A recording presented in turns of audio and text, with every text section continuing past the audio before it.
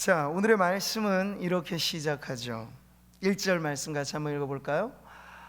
예레미야가 아직 시위대 뜰에 갇혀 있을 때 여호와의 말씀이 그에게 두 번째로 임하니라. 자, 오늘의 말씀 우리가 잘 알고 있는 눈물의 선지자 예레미야가 어떤 상황 가운데 하나님의 말씀을 받게 된 것을 보여주고 있습니다.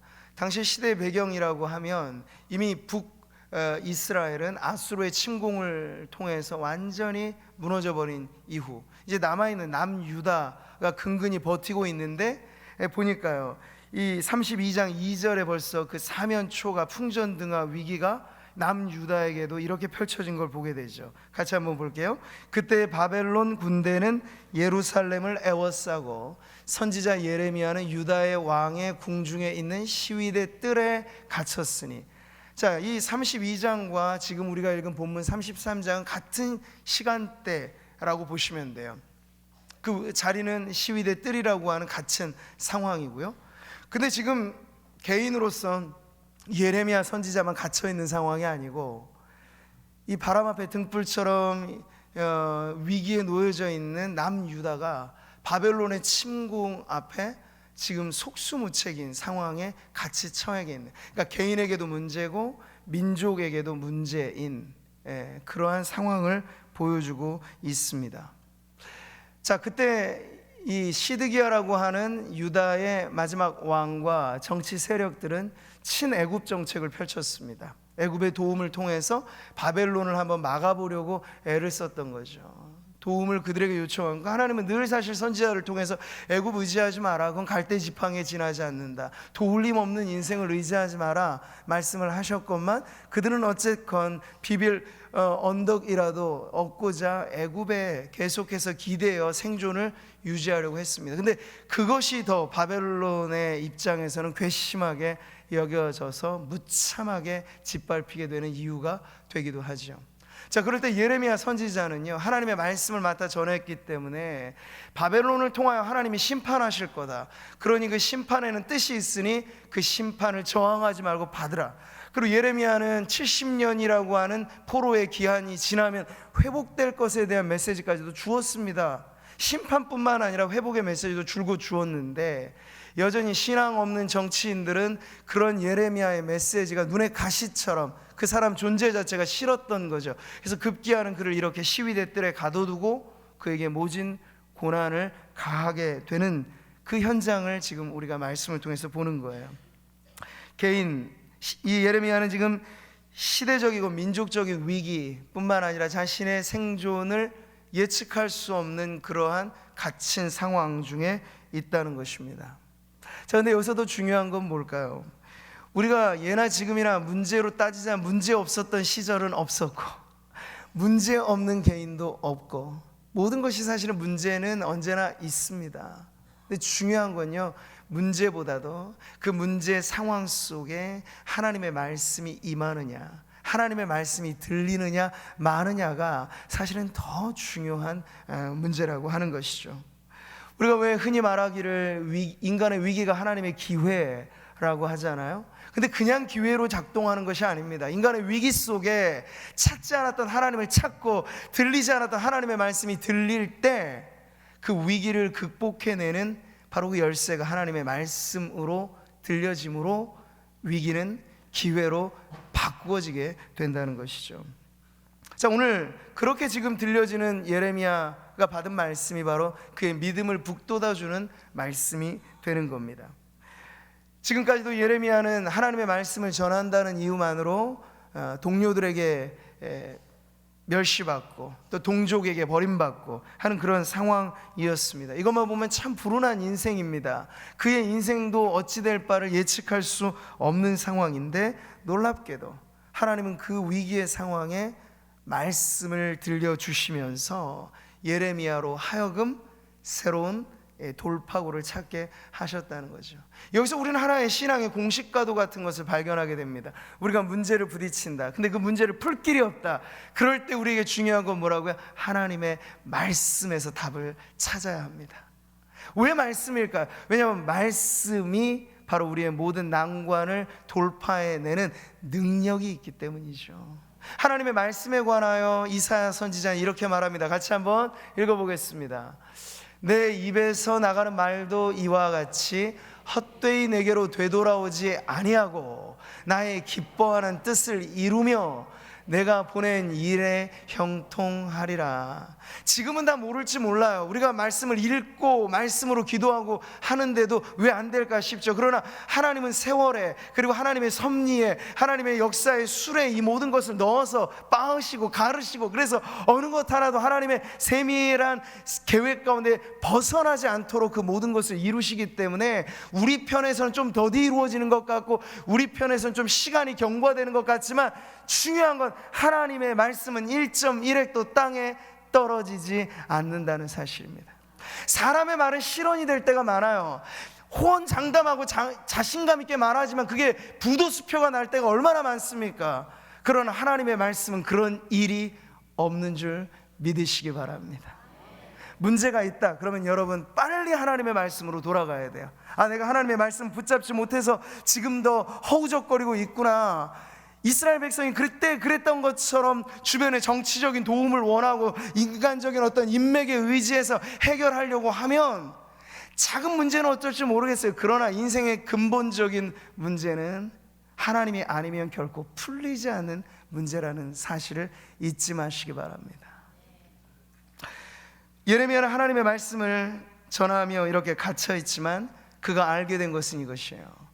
시위대 뜰에 갇혀 있는 그에게 들려진 하나님의 말씀은 하나님은 전혀 갇히지 않으시는 분, 하나님의 말씀은 매이지 않는 것이구나, 하나님의 말씀은 자유롭게 그 역사를 이루시는 것이구나 하는 걸 깨닫죠. 어디서? 2절의 말씀에서. 같이 한번 읽어보겠습니다. 이를 행하시는 여호와, 그것을 만들며 성취하시는 여호와, 그의 이름을 여호와라 하는 이가 이와 같이 이르시도다. 구체적인 하나님의 명령과 축복의 말씀 이전에 하나님은 자기를 선언하셨어요. 누구로서? 나는 이를 성취하는 여호와라. 하나님은 모든 계획에 앞서시고 그 모든 계획을 이루시는데 능하신 분이다 하는 자기 선언을 아주 명백하게 해 주시는 것입니다. 이걸 통해서 예레미야로 하여금, 그리고 위기에 처해 있었던 이스라엘 민족으로 하여금 다른 사람 볼 것 없이 나를 의지하고 나만 바라보라고 주님께서 이렇게 시선을 하나님 자신에게 고정시켜 주시는 거예요. 여러분, 하나님은 당신의 종을 가둔 사람들에게나 갇혀진 종에게나 동일하게 이 말씀을 하시는 거예요. 우리가 인생에 어려움이 부딪혀 오면 마치 편안하고 좋았을 시절에는 하나님을 찬송하지만 고난의 때에는 찬송할 이유가 없는 것처럼, 마치 하나님이 멀리 떠나가신 것처럼. 예전에 그랬다지요. 이 루터라고 하는 사람이 종교교육 할 때 얼마나 힘들겠습니까? 그럴 때 모든 거 포기하고 그저 자포자기할 때 그의 아내 이 폰사라라고 하는 여인이 갑자기 베옷을 입고 상복을 입고 오는 거예요. 아니 여보, 왜 갑자기 상복을 입었습니까? 네, 당신의 하나님이 당신을 보니까 꼭 죽어 있는 것 같습니다. 이렇게 말해주는, 정신을 번쩍 차리게 만든 거죠. 위기는 있고 고난이 있고 역경과 어려운 문제, 잠시 잠깐 풀리지 않은 문제가 있어도 하나님은 돌아가시지 않으셨어요. 근데 여러분, 실질적으로 우리의 삶 속에서 마치 어둠의 시간에는 하나님이 없는 것처럼, 재난의 시간에 하나님이 어디 멀리 출타하신 것처럼 생각하는 우리의 믿음에 문제가 있다는 거죠. 하나님 어떤 분이십니까? 스스로 존재하시는 분이에요. 간섭받지 않고 누구 기대지 않고 스스로 모든 걸 완벽하게 이루신 분입니다. 성경은 이렇게 하나님 말씀하시죠. 나는 빛도 짓고 어둠도 창조하며. 낮과 밤이 다 주님의 속한 시간이라는 거예요. 나는 평안도 짓고 환난도 창조하나니 나는 여호와. 이 모든 걸 스스로 이루시는 이가 하나님. 우리는 나라와 나라가, 누군가가 강대국이 있고 정말 철통같이 하는 지도자가 있으면 그 사람에게 주목합니다만, 하나님은 그 사람을 통해서도 하나님의 뜻을 이루시는 거예요. 우리는 모든 것 위에 그래서 존재하시는 하나님에게 최종의 우리의 시선을 두고 그 믿음으로 나는 여호와라 선언하신 그 하나님을 바라며 우리의 인생에 처한 위기의 순간을 돌파해 내야 될 줄 믿습니다. 자, 이것이 갇혀있던 예레미야 선지자에게 위로와 소망이 되는 말씀이죠. 전혀 그의 상황 속에 하나님께서 그와 같이 마치 아무런 힘을 발휘하시지 못하고 아무런 능력도 나타내지 못하는 무능한 존재가 아니라 하나님이 여전히 전능하신 창조주이시고 구원자이시라고 하는 사실을 들을 때 예레미야는 다시 한번 새 힘을 얻을 수 있었을 겁니다. 이것이 바로 갇힌 중에 들려진 말씀이 가지고 있는 아주 웅변적인 메시지예요. 여러분의 삶도 예레미야와 십보 백보의 차이가 있을지 모르겠으나 우리 모두가 갖고 있는 문제는 다 그런 것이죠. 우리 스스로는 해결할 수 없는 그러한 문제들. 그러나 그럴 때 눈을 들어 하나님을 바라보시라는 거예요. 그 하나님이 어떤 분이신가를 믿으시라는 거예요. 이를 지어 성취하시는 여호와 하나님 되심을. 지금 온 세상은 희망이 없다 말하는 절망의 시대입니다. 모든 것을 다 포기해버리자 말하는 그런 시대입니다. 실패의 신화가 사람들을 장악하고 있습니다. 나는 안 되고 당신도, 우리 모두가 안 된다라고 말하는 그 분위기 속에 처절하게 실패 무덤이 쌓여지고 가고 있는 이때에 오늘 하나님은 우리에게 들려주시는 거예요. 아니, 나를 믿는다면 나는 이 모든 것에 계획을 갖고 있고 성취할 능력을 갖고 있고 너 개인의 인생뿐만 아니라 교회와 이 민족과 나라와 역사에 관한 이 모든 것을 내가 주관하는 자이다 라고 주님은 굽힘없이 말씀을 하시는 거죠. 사랑하는 성도 여러분, 신앙이란 단순한 것입니다. 이런 하나님에 대한 절대적인 의존이에요. 불신앙이란 것도 단순한 것입니다. 이런 하나님 아니라 자기 힘을 믿고 자기 지능을 믿고 자기 학력을 믿고 자기 이력을 믿고 간판을 믿고 배경을 믿고 집안을 믿고 돈을 믿고 하나님 아닌 어떤 것을 믿더라도 그것은 우리에게 우상일 뿐이며 그것이 결정적인 순간에 우리에게는 아무런 도움이 되지 않는다는 것. 이것이 바로 불신앙의 말로라고 하는 거죠. 여러분, 인간은 그럼에도 불구하고 아담 이래로 계속해서 자아를 실현하려고 애를 씁니다. 아주 고상하게 들리는 말이죠. 자아 실현이라고 하는 말, 자기 완성이라고 하는 말. 그런데 여러분, 낙원에서 첫사람 아담이 유혹받을 때부터 이 말은 늘 따라다녔습니다. 그게 뭘까요? 결국 하나님 등지고 너 스스로 자신을 완성할 수 있다는 그 말은 너 자신이 하나님이 될 수 있다는 아주 위험천만한 유혹입니다. 낙원에 있을 때부터 이 유혹은 옛뱀 사탄의 유혹으로 첫사람 아담에게 주어졌죠. 이렇게 너희가 그것을 먹는 날에는, 하나님은 금단의 열매로 말씀하셨어요. 인간과 하나님의 차이는 단 하나, 바로 이것으로 상정해 놓은 금단의 열매였는데 뱀은 유혹하는 거, 아니 그걸 너희가 먹는 날에 너희 눈이 밝아져 너희가 하나님같이 이 선악을 알 줄을 하나님이 아심이라. 그래서 몰래 감추어둔 거야, 먹지 말라고 명령한 거야 라고 유혹을 하는 거죠. 근데 여러분, 결과는 어땠습니까? 눈이 밝아졌나요? 네, 밝아졌죠. 수치를 보는 눈이 밝아진 거야. 자신이 벌거벗은 그 몸에 부끄러움을 느끼는 수치심이 선악을 알게 하는 나무의 열매를 따먹는 순간 인류의 조상에게 일어난 변화입니다. 그 이후로 죄가 장악하고 그 이후로 사망이 장악하고 모든 오고 오는 세대 사람들은 끊임없이 이 첫 사람의 이 원죄의 굴레 안에서 벗어나지 못하고 어떻게든 내가 한번 자수성가하고 어떻게든 내가 한번 하나님 없이도 잘 살아볼 수 있겠다라고 이렇게 노력하는 그 반복을 우리는 이 세상의 모습을 보면서 관찰할 수 있는 거죠. 오늘날 사람들의 자랑거리는 뭡니까? 인간의 지식이 엄청나게 팽창했다는 거죠. 데이터 혁명을 말합니다. 빅데이터를 말하고 AI, 인공지능, 4차 산업, 아주 즐비하게 말하니 모든 걸 인간의 기술 혁신이 이제 정말 높은 정점에 오르렀다는 거예요. 그러면서 지식인들이 말하는 것은 뭐냐면 인간의 신이 될 수 있다는 이야기를 합니다. 손안의 세상, 스마트폰 하나만 가지면 우리는 지구 반대편의 소식도 알 수 있어요. 공간의 제약에서 제법 벗어나는 것 같은 유비쿼터스라고 말을 합니다. 무소부재의 개념인 거죠. 모든 지식이 집대성되고 집대성되면 슈퍼 지성이 일어나게 되는데, 그게 바로 신의 영역, 전지의 영역까지도 갈 수 있다고 사람들은 부추깁니다. 근데 천만의 말씀이야. 바벨탑을 쌓았을 때 그 인간들의 이 야망과 욕망과 자랑과 이 모든 것이 문화를 바꾸고 시대를 바꿔오면서 좀 더 세련돼졌을 뿐이에요. 좀 더 늘어났을 뿐이에요. 그러나 그 본질에 있어서는 인간은 한치도 하나님 아니면 살 수 없다라고 하는 그 본질의 연약함에서 벗어난 적이 없습니다. 아무리 많은 것들이 발전되고 좋아진 세상이라고 해도 우리는 사망이라고 딱 버티고 있는 우리의 최종의 원수 앞에 이겨낼 재간이 없습니다.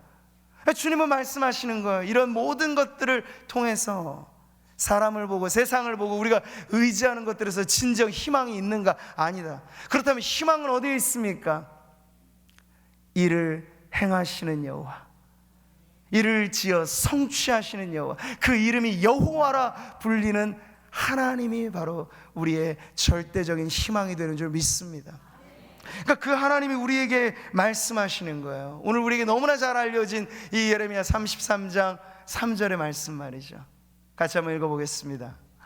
너는 내게 부르짖으라. 내가 내게 응답하겠고 내가 알지 못하는 크고 은밀한 일을 내게 보이리라. 하나님의 자기 선언, 자기 계시 이후에 하나님의 하시는 말씀에는요 아주 분명한 대상이 있어요. 너는 내게 부르짖으라.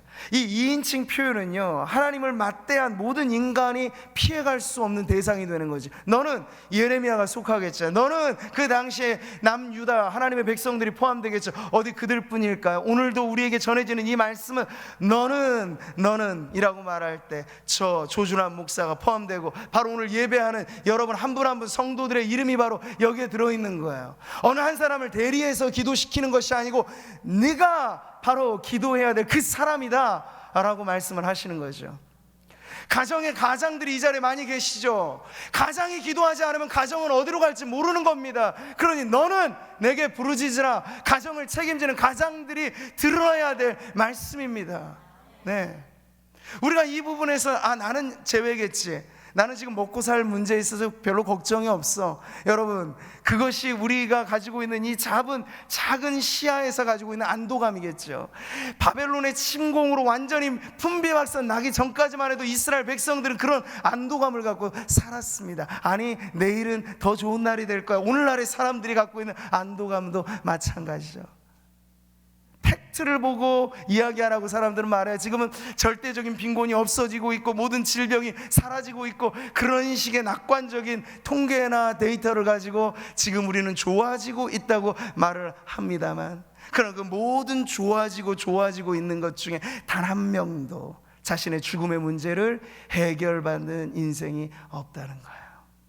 이것이 바로 이 2인칭의 대상이 어느 누구도 빠져나갈 수 없이 기도하지 않으면 안 된다라고 하는 엄중한 사실 앞에 저와 여러분이 서 있다는 것을 깨닫게 해주시는 말씀인 줄 믿습니다.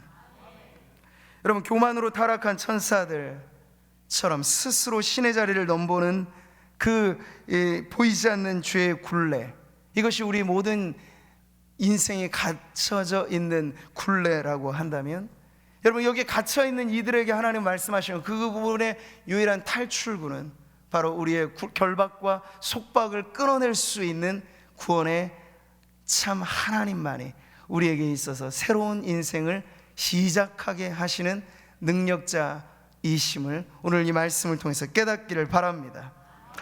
여러분, 기도라고 하는 건 믿음의 가장 순진한 표현, 단순한 표현, 겸손한 표현입니다.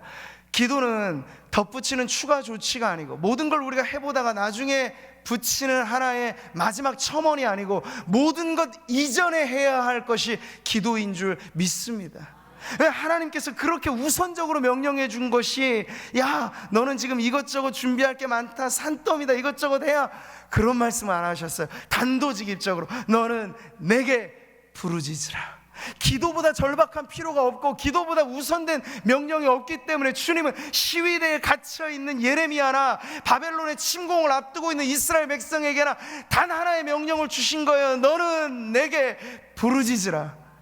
그렇다면 여러분, 오늘 저와 여러분 우리들의 삶에 있어서 문제 있기로 매한 가지고 똑같이 어려움의 상황 속에 감싸 있다고 하는 그 실존은 동일할 텐데, 우리가 과연 이 하나님의 명령과 기도의 말씀 앞에 우리의 반응은 과연 어떠한지를 돌아보게 되는 것이죠. 우리는 몇몇 번 하나님 앞에 툭 던져놓듯이 기도하고 하나님께서 아무런 말씀 안 하시면 응답은 나랑 상관이 없는 거구나, 기도 응답의 기적이라고 하는 거 몇몇 결출한 신앙인들의 전유물이 되겠구나라고 생각하지만요, 실제는 그렇지가 않아요. 하나님께서 제한 없이 약속하셨으면 여기 너라고 하는 대상에 다른 제한이 없어 기도하고 부르짖고 간구하는 자 누구라도 하나님께서는 크고 은밀한 일, 기적을 나타내 주시겠다고, 회복을 일으키시겠다고 말씀하신 겁니다. 우리가 다만 부르짖지 않고 기도하지 않을 때 이 약속의 말씀은 그러한 사람들에게는 꽤나 멀리 느껴지는 말씀이 되겠죠. 제가 오늘 주보 독서 노트에도 소개한 책이 있습니다. 이 기도의 거장으로 불리는 이언 바운주라고 하는 이 영성가가 기도해야 산다라고 하는 책을 썼는데요, 이 제목 자체가 아주 함축적이죠. 기도해야 삽니다. 우리는 기도 외에 다른 것으로 이런 유가 나갈 수 없다는 예수님의 말씀을 허투루 들어서는 안 됩니다.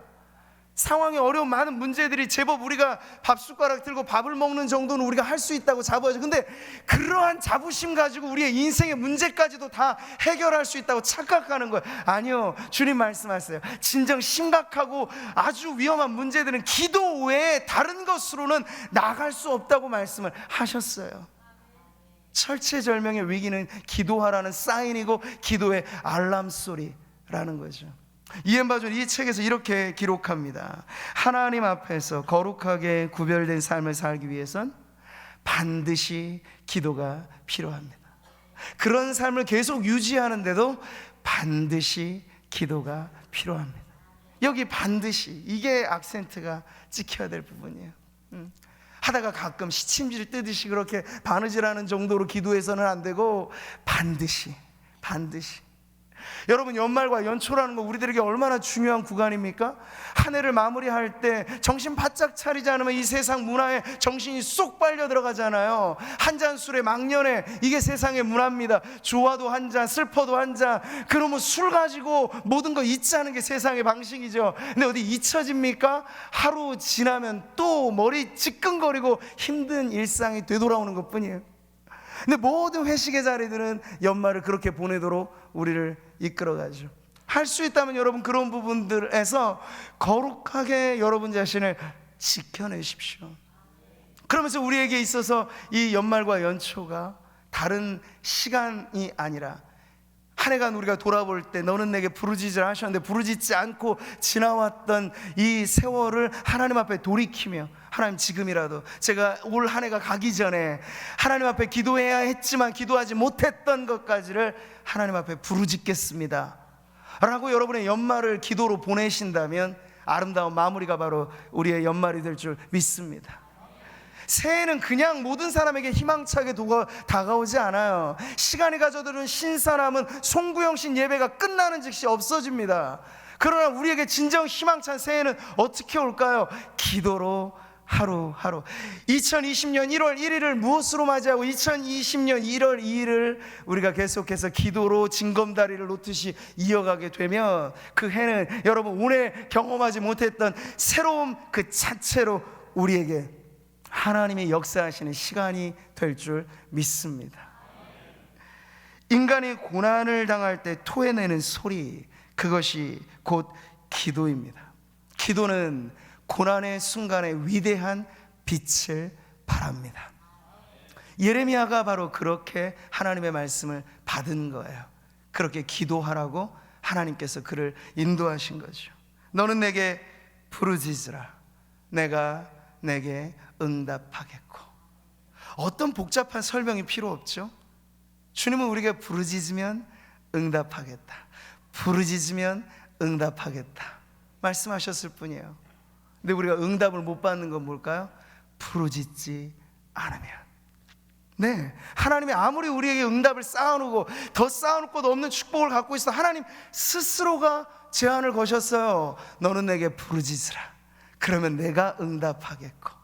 야고보가 말합니다. 너희가 얻지 못함은 구하지 아니하기 때문이요. 너무나 단순하죠? 왜 많은 성도들이 하나님의 기적을 곁에 두고도 하나님의 역사가 우리 가운데 있음에도 불구하고 마치 엘리사 시절에 그 모든 것이 폭락해서 경제가 쫄딱 망했던 그때 엘리사가 외쳤거든요. 아니, 하나님께서 내일 다시금 놀라운 회복을 일으키실 거다라고 했는데 말이죠, 그 옆에 있었던 왕궁의 머리 좋은 신하는 이렇게 말하는 거예요. 하나님이 하늘의 창을 여신들 이런 일이 일어날까? 근데 진정 하나님께서 창을 열어버리셨네요.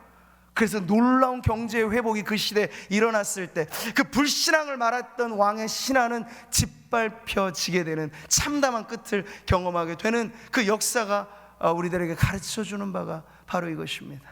하나님께서 창을 여시면요, 우리가 닫혀진 인생의 문으로 고민하고 아파하고 청년들은 진로가 방향을 알지 못해서 헤매고 하는 이 모든 것들에서 너는 내게 부르짖으라, 이 문제를 가지고 부르짖으라는 거야. 여러분의 인생의 고민과 인생의 문제와 그 기도의 제목들을 가지고 그냥 푸념만 늘어놓지 말고 기도하면 하나님께서 기적의 문을 열어주실 줄 믿습니다. 여호와의 눈은 온 땅을 두루 감찰하사 전심으로 자기에게 향하는 자들을 위하여 능력을 베푸십니다. 이 말씀을 믿으시기 바랍니다. 조건이 똑같잖아요. 전심으로 자기에게 향하는 자들, 부르짖어 간구하는 자들. 주님은 무소부재하시죠. 그러나 더욱더 예민한 청력을 갖고 부르짖어 나의 작은 신음에도 응답하시는 그 하나님은요, 성도가 어느 곳에서 기도하든지, 저 기둥 뒤편에 사람은 못 봐요. 그러나 여러분이 그곳에 흐느껴 울면서 기도하면 하나님은 들으신다는 거예요. 우리가 왜 사람만 보면서 신앙생활을 허송세월할까요? 사람이 여러분에게 줄 수 있는 도움은 너무나 작은 것인데 왜 사람 따라 이리저리 움직이는 걸까요? 하나님을 붙잡으십시오.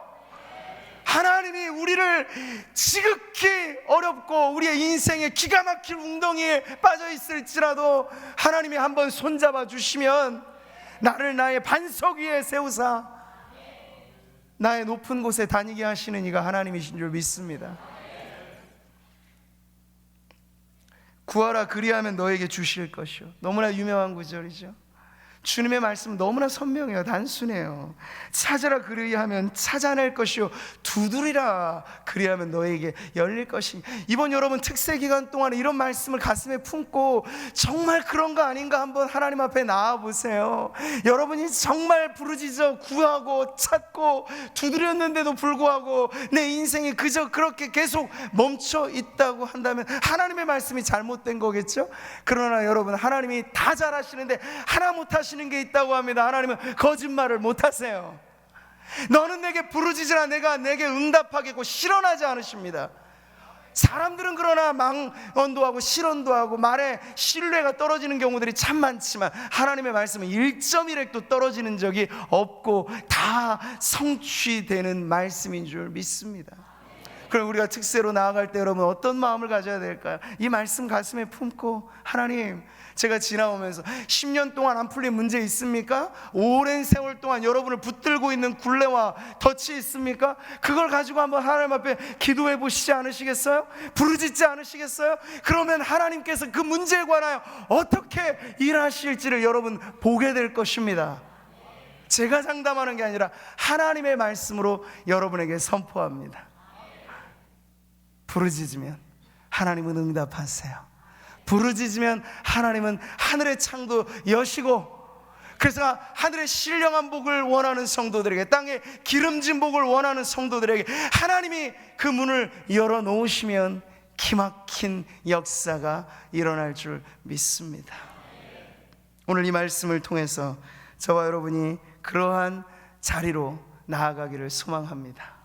내일부터 여러분을 그렇게 초대하는 거예요. 하나님께서 여러분 한 분 한 분 가정에, 그리고 일터에, 한 해, 새해 모든 것이 겹겹이 놓여져 있는 이때에 단순한 어린아이와 같은 믿음으로 나오시기 바랍니다. 말씀하시면 그대로 되는 줄 알고 그 말씀을 마음에 품고 새기고, 하나님, 이 말씀 들고 제가 오늘 여기 왔습니다. 이 새벽에도 제가 여기 나온 이유는 하나님 아니시면 내 인생을 어디에도 고백할 길 없는 힘들고 절절한 아픔들, 그러나 주님 앞에 이걸 펼쳐놓으니 하나님이여 말씀하신 대로 내게 응답해 주옵소서. 그런 기도의 자리에 여러분 모두가 나아오셔서 기도 응답의 기적이 너의 것이 아니고 내 것으로 간증의 새로운 역사가 쓰여지게 되시기를 주님의 이름으로 축복합니다.